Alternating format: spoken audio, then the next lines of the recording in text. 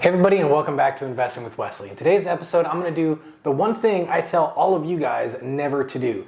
And that is, I'm going to try and take my knowledge and my experience and project it out this year and give you guys my opinion on what I think is going to happen this year. Now, I also want you guys to know that I'm not even selling this idea on myself. I'm taking my own opinion with a grain of salt because obviously it's statistically proven no one can predict or time the market successfully long term, and that's why I tell you guys never to do it.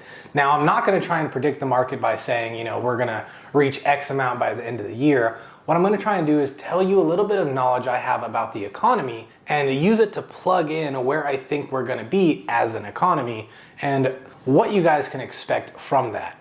And once you guys have that understanding, you could do what you will with your investments, with your businesses, or anything else you have going on. Okay, so you already know that we talk a lot about economics and investing on this channel, pretty much everything finance. And that's exactly what I want to talk about today. I want to talk about the macroeconomic view that we're going to be going into this year. So it's my opinion that the Federal Reserve has already gone too far with fighting inflation. Now, I know exactly what you're already thinking. Wes, how could you say he's going too far fighting inflation when inflation numbers are still rising? And that's because of how the economy works and how the Federal Reserve influences the economy. What you're probably looking at every time the Federal Reserve raises interest rates is asset prices being immediately affected and plummeting. If you look back at 2022, every time the Federal Reserve said they were going to raise interest rates by any percent, then the market took another tumble and another nosedive down. But what a lot of people don't know or don't understand is that asset prices are affected immediately to news, but the broad economy usually takes about a year for any changes to filter their way through. So if you look back at all of the deflationary forces that we see in asset prices, like the stock market, and we see every time they raise interest rates, it just goes lower and lower and lower.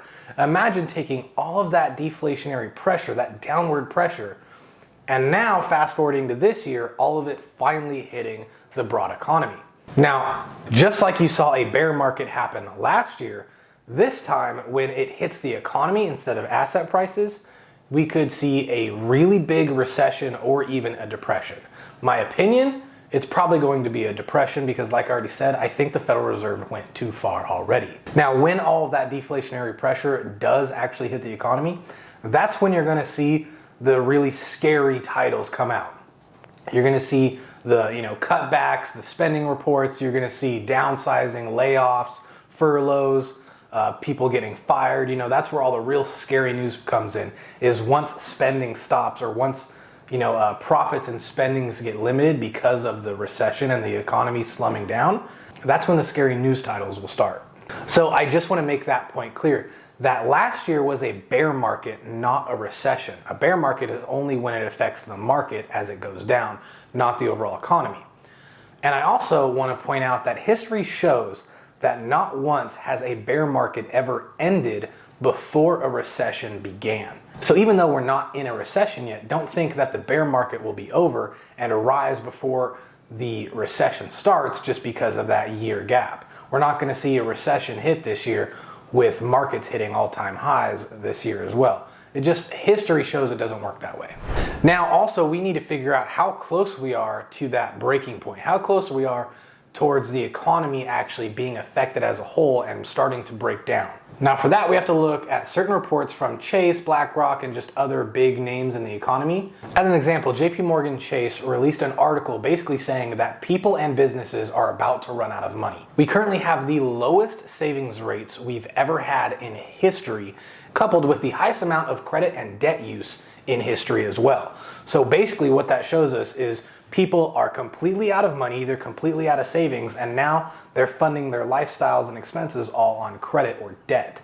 So already we can see people and businesses are completely out of money and completely out of the stimulus money that was passed out years ago. Now, because a bunch of businesses and people are using credit, every time the Federal Reserve raises interest rates, it becomes a lot more difficult to pay for that credit limit, to service the debt, so to speak. So that's going to create a giant gap in other people's spending. And if you remember from watching my video on how the economy works, one person's spending is another person's income. So as spending decreases, so does income. and that's even less income for that person to spend, and so on and so forth, and everything starts to slow down and tumble. Once it reaches that critical point, that is when you're going to start seeing cutbacks, so people can start saving money, having more money to spend, having more money to service their debts. That's when you're going to see all the cutbacks, both personal and business, and unfortunately the business cutbacks also means layoffs. Now, if that wasn't already scary enough of people are already out of money and using debt, what about all the people that have to start paying debts come real soon? I'm talking about students graduating this year.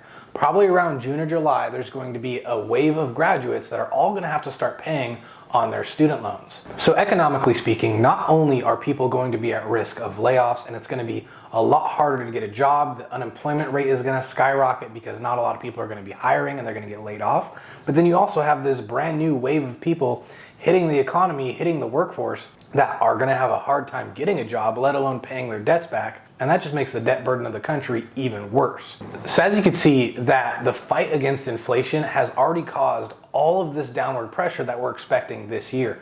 And if it takes about a year for interest rates to hit the economy, then we still have an entire year's worth of backlogged deflationary forces all hitting the economy this year. That's why I think the Federal Reserve has already gone too far in raising interest rates and gone too far in this fight against inflation, even though we're still experiencing inflation. Now, what I don't know and what I won't try and predict is how the Federal Reserve is going to react when the market spirals into a depression. Is the Federal Reserve going to be forced to pivot by the US government and start quantitative easing, start fiscal spending, and start pumping money back into the economy so that we get out of this depression?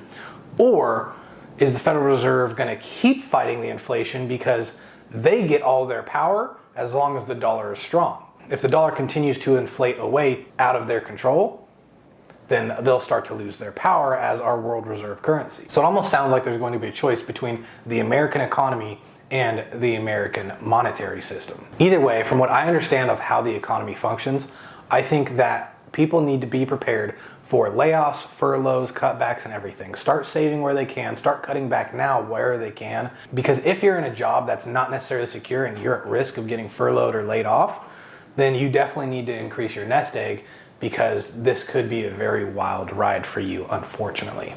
I hope this helped you gain some insight on how you could prepare and what you could look out for this year so you can make better monetary decisions. If you have any questions or comments, feel free to message me down below in the comment section, or message me on Facebook, Instagram, or Twitter. I have dedicated accounts for all of them. Either way though, the choice is yours, and I'll see you in the next episode.